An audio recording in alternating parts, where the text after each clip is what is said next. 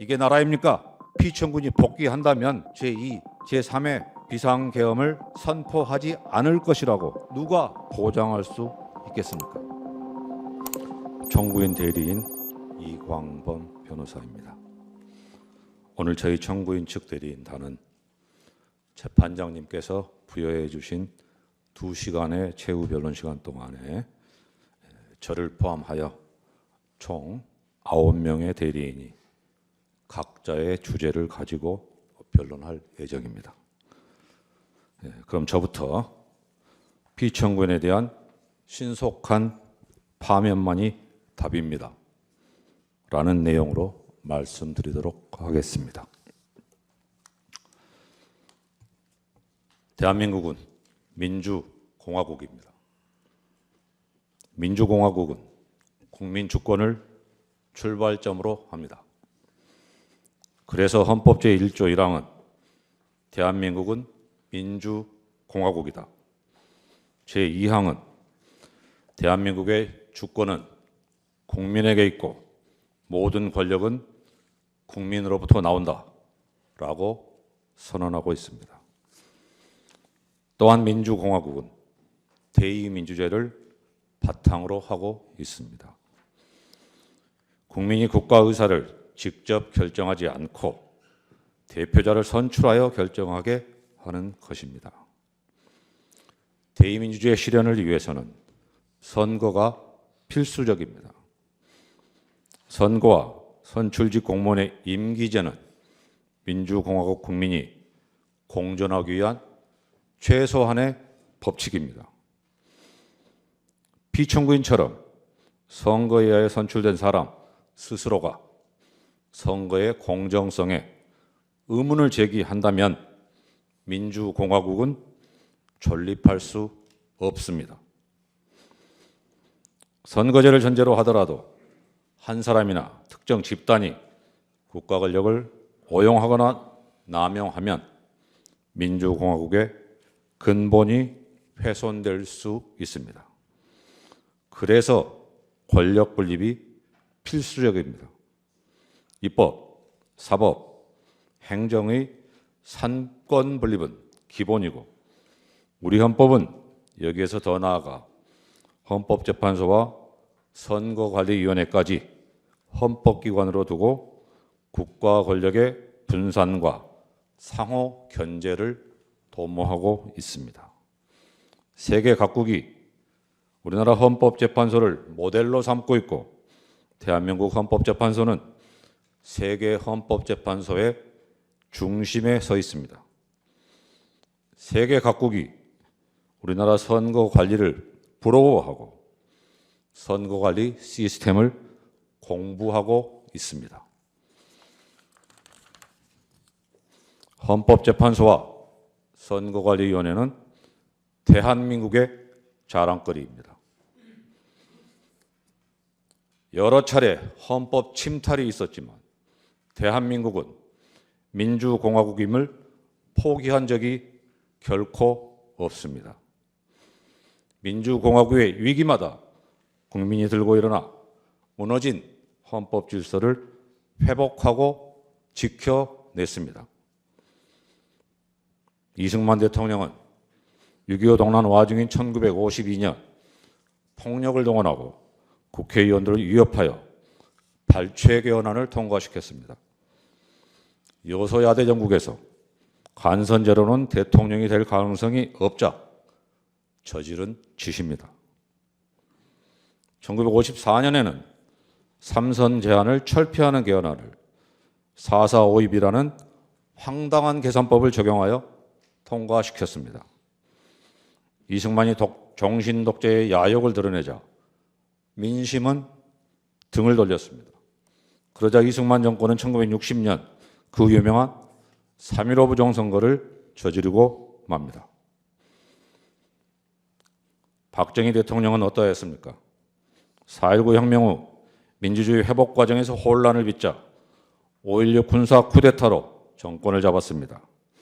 1969년 대통령 3선 금지 구정을 폐지하는 헌법 개정을 했습니다. 1972년 비상계엄을 선포하고 유신헌법을 만들었습니다. 통일 최국민회의를 설치하여 관선제로 대통령과 국회의원 정수의 3분의 1을 선출하도록 하였습니다. 대통령에게 국회 해산권을 부여했습니다. 국민은 저항하였고 박정희 독재 정권은 긴급조치 남발로 연명하였습니다. 전두환 대통령은 12.12 군사 쿠데타로 정권을 잡았습니다. 친위 쿠데타입니다. 대통령 간선제는 유지되었고 국가보위 입법회의가 만들어져 국회를 대체하기도 하였습니다. 이승만, 박정희, 전두환 대통령은 모두 전시 비상계엄이나 스스로 선포한 비상계엄 하에서 헌법 개정을 통해 독재의 길로 접어들었습니다. 그러나 영구 집권을 꿈꾸던 이들은 모두 비참한 최후를 맞이해야만 했습니다.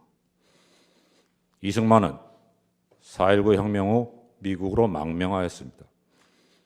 국민으로부터 버림받은 초대 대통령은 하와이에서 쓸쓸하게 숨졌습니다. 박정희는 산업화의 업적을 뒤로하고 부하가 쏜 총탄에 맞아 비명행사하였습니다. 전두환은 권좌에서 내려왔지만 반란 및 내란 수괴죄로 법정에 서는 것을 피할 수 없었습니다.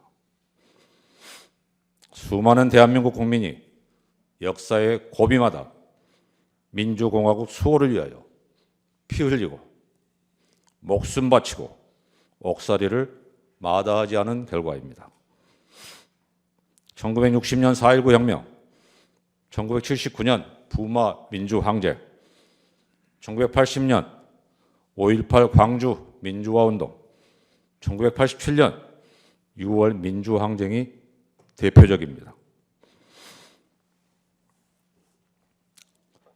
피청구인은 2024년 12월 3일 심야에 우리 대한민국 국민이 피와 목숨을 바쳐 지켜온 민주헌정 질서를 무참하게 짓밟았습니다.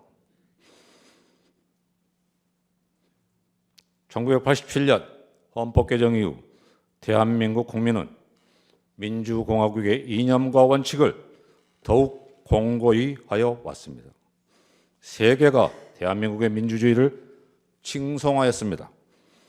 감히 현직 대통령에 의한 헌법 파괴와 민주공화국 전복 행위가 있을 것이라고는 꿈에도 생각하지 못했습니다.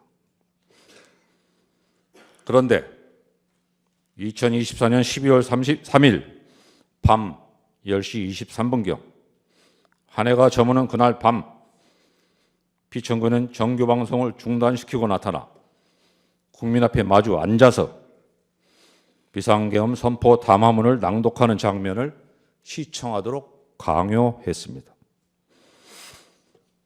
그 순간 우리는 여기저기 전화했고 이후 거의 모든 국민이 집에서, 식당에서, 길거리에서 TV나 휴대전화로 비상계엄 전개 상황을 실시간으로 시청하였습니다. 어떤 이들은 국회의사당으로 달려갔습니다. 피청구인은 담화에서 국회를 범죄자 집단의 소굴, 자유민주 체제를 붕괴시키는 괴물이라고 단정하였습니다. 파렴치한 종국 반국가 세력, 폐악질을 일삼는 망국의 원흉 반국가 세력을 반드시 일거에 척결하겠다고 결기를 보이기도 했습니다. 우리는 대한민국 국군이 완전 무장을 하고 헬기로 국회에 착륙하는 장면을 지켜봤습니다. 무장군인은 유리창문을 깨부수고 국회의사당에 난입했습니다. 경찰은 국회의원 출입까지 막아서면서 국회를 봉쇄했습니다. 시민들은 국회 밖에서 경찰에 맞섰습니다. 국회 안에서는 몸으로 심지어는 소화기 분말을 분사해서 내부에 진입한 무장군인의 본회의장 출입을 저지했습니다. 한마디로 영화나 드라마에서도 볼 수 없었던 초현실적인 장면들이었습니다. 동시에 생중계되는 국회의사당 본회의장은 긴박한 바깥 사정과는 달리 차분했습니다. 국회의장은 절차 준수를 강조하였습니다. 본회의장 안팎을 동시에 지켜보고 있는 국민은 저러다 저지선이 뚫리면 어쩌나 하면서 초조하게 애타게 지켜봐야만 했습니다. 여기에 더하여 계엄군이 중앙선거관리위원회, 과천청사 등을 봉쇄, 점거하고 선거정보센터에 무단 침입하였으며 직원들의 휴대전화를 빼앗았다는 사실이 드러났습니다. 중앙선거관리위원회에 대한 이러한 행위는 피청구인의 비상계엄 선포 담화나 계엄 포고문에서는 전혀 예정되어 있지 않은 행위입니다. 국회의장, 여당 및 야당 대표, 전직 대법원장, 언론인 등을 체포 감금하려 계획했던 사실이 밝혀졌고 피청구인이 직접 나서서 계엄군의 국회 진입과 국회의 계엄 해제 결의 저지를 명령 지휘하였다는 증언과 진술이 잇따랐습니다. 현장에 동원된 군인과 경찰 병력이 수천 명에 이르렀습니다. 육군 최정예 부대인 특수전사령부, 수도방위사령부, 대군사정보 수집부대인 정보사령부,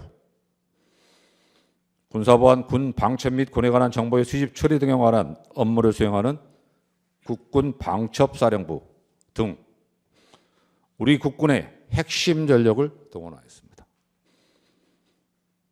한마디로 대한민국 헌법 파괴 행위이자 민주공화국 전복 행위입니다. 비상계엄 선포를 전후한 피청군의 인식과 언행에 대하여 한 말씀 드리겠습니다. 피청구인은 여소야대 정국에서 대통령에 당선되었습니다. 표차는 0.73%, 초박빙이었습니다. 그럼에도 피청구인은 다수당인 야당의 존재를 인정하지 않고 무시하였습니다. 현실적이거나 잠재적인 정적 제거에 몰두하였습니다. 자신과 소속을 같이 하고 있는 집권 여당 내부 인사도 예외가 아니었습니다. 집권 여당은 작년 국회의원 총선에서도 참패하였습니다. 참패의 원인으로는 피청구인의 총선 기간 중 여러 언행이 지목되었습니다. 깊은 성찰에 터잡은 다수 야당과의 협치만이 피청구인 자신이 생존할 수 있는 유일한 선택지였습니다. 그러나 피청구인은 총선 참패가 부정선거의 결과라는 망상에 빠졌습니다. 다수 야당이 이끄는 국회가 대한민국의 헌정 질서를 짓밟고 정당한 국가기관을 교란시키는 내란을 획책하는 명백한 반국가 행위를 자행한다고 소리를 높입니다. 적반하장입니다. 피청구인이 듣기 싫은 소리는 입틀막으로 듣지 않고 듣고 싶고 보고 싶은 것만 골라보고 들은 결과입니다. 피청구는 2024년 12월 12일 담화에서 병력을 국회에 투입한 이유는 거대 야당의 망국적 행태를 상징적으로 알리고 질서 유지를 하기 위한 것이지 국회를 해산하거나 기능을 마비시키려는 것이 아니다. 계엄령을 발동하되 그 목적은 국민에게 거대 야당의 반국가적 폐악 행위를 알려 이를 멈추도록 경고하는 것이었다 라고 강변하고 있습니다. 그러면서 도대체 2시간짜리 내란이라는 것이 있습니까? 질서 유지를 위해 소수의 병력을 잠시 투입한 것이 폭동이라는 말입니까? 라고 외치고 있습니다. 피청구인이 그날 밤 일선 지휘관들에게 직접 내린 명령이나 우리가 지켜본 현장 상황에 정면으로 배치되는 주장입니다. 1심 판정에서는 내란 프레임을 짜고 자신에 대한 탄핵 공작을 하고 있다면서 음모론까지 제기하고 있습니다. 비상계엄을 계몽령이라고 주장하고 있습니다. 누가 누구를 계몽하겠다는 것입니까? 법꾸라지 법비의 요설이라는 말까지 나오고 있습니다.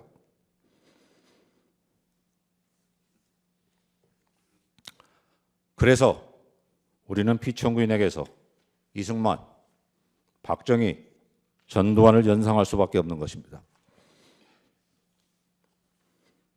피청구는 자신의 지시 한마디가 헌법이 되는 세상을 만들고자 한 것입니다. 국가를 사유화하고 대한민국 헌법 위에 군림하고자 하였습니다. 우리는 이것을 독재라고 부릅니다. 피청군이 비상계엄을 선포하는 그 순간 피청군은 더 이상 민주공화국 대한민국의 대통령이기를 스스로 포기한 것입니다.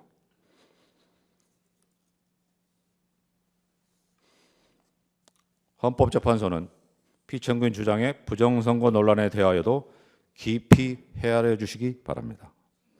피청구는 2025년 1월 15일 공개된 자필 메시지에서 우리나라 선거에서 부정선거의 증거는 너무나 많습니다. 칼에 찔려 사망한 시신이 다수 발견되었는데 살인범을 특정하지 못했다고 해서 살인사건이 없었고 정상적인 자연사라 우길 수 없는 것입니다. 라고 주장하고 있습니다. 선거에 의하여 당선된 대한민국 대통령이라면 도저히 입에 담을 수 없는 말입니다. 부정선거가 권력을 가진 자에 의하여 자행되었다는 역사적 사실에도 반합니다. 대의 명분으로 삼았던 거창한 구호는 사라지고 부정선거 의혹 규명, 선거 시스템 점검이 비상계엄 선포의 목적이라고 이야기하고 있습니다. 구차합니다. 여기서 잠시 과거 어느 헌법재판관의 말씀을 살펴보겠습니다. 이 사건 탄핵 심판은 보수와 진보라는 이념의 문제가 아니라 헌법적 가치를 실현하고 헌법 질서를 수호하는 문제이다. 그리고 이 사건 탄핵 심판은 단순히 대통령의 과거 행위의 위법과 파면 여부만을 판단하는 것이 아니라 미래 대한민국이 지향해야 할 헌법적 가치와 질서의 규범적 표준을 설정하는 것이기도 하다. 이것은 박근혜 전 대통령에 대한 탄핵사건 결정문의 보충 의견입니다. 맞는 말씀입니다. 헌법재판소의 결정은 주문도 중요하지만 결정 이후에 담겨있는 내용도 중요합니다. 우리가 구현하고자 하는 헌법 가치를 담고 있기 때문입니다. 결정문은 민주공화국 대한민국의 민주주의를 한 단계 승화시키고 대한민국이 나아가야 할 방향을 제시하여야 합니다. 이번 기회에 망국적인 역병인 부정선거 음모론에 철퇴를 가함으로써 민주공화국의 기반을 굳건히 할 수 있도록 하여야 합니다. 오늘 이 심판정이 존재할 수 있도록 계엄군과 경찰에 맞서 싸운 민주시민, 국회의원과 국회 관계자, 부당한 지시와 명령을 거부한 정의로운 군인들에 대하여 저희 헌법재판소가 할 수 있는 최소한의 보답이라고 할 것입니다. 피청구인은 한날 한시라도 신속하게 파면되어야 합니다. 피청구인은 내란 우두머리죄로 구속, 기소되어 재판을 받고 있습니다. 전 국방부 장관, 군 고위 장성, 경찰 수뇌부도 내란 중요임무종사죄나 내란 부하수행죄로 기소되어 구속 상태로 재판을 받고 있습니다. 피청구인이 파면을 면한다고 해서 처벌을 면할 수 있겠습니까? 다시 국정을 맡길 수 있겠습니까? 피청구인이 이 순간에도 거짓과 가장으로 자신의 지지 세력 결집을 시도하고 있습니다. 국민을 편가르고 있습니다. 폭도들이 법원에 난입하여 폭동을 일으켰습니다. 어떤 국회의원은 헌법재판소를 해체하여야 한다고 주장하고 있고, 국가인권위원회 위원이라는 사람이 헌법재판소를 두들겨 부수어 흔적도 남김없이 없애버려야 한다고 선동하고 있습니다. 극도의 혼돈과 혼란 상태가 지속되고 있습니다. 비상계엄이 우리 경제에 미치고 있는 부정적 영향은 날로 심화되고 있습니다. 소비는 위축되고 경제는 회복하기 어려운 상태로 가고 있으며 치솟은 환율은 제자리를 찾지 못하고 있습니다. 국제사회의 우려도 커지고 있습니다. 하루하루가 고통스럽습니다. 이게 나라입니까? 라는 절망의 목소리가 귓가를 맴돌고 있습니다. 피청구인이 선포한 비상계엄이 지금까지 계속되고 있다면 우리는 어떤 장면들을 목격하고 있을까요? 피청구인이 복귀한다면 제2, 제3의 비상계엄을 선포하지 않을 것이라고 누가 보장할 수 있겠습니까? 국민과 더불어 재판부의 현명한 판단을 앙망합니다.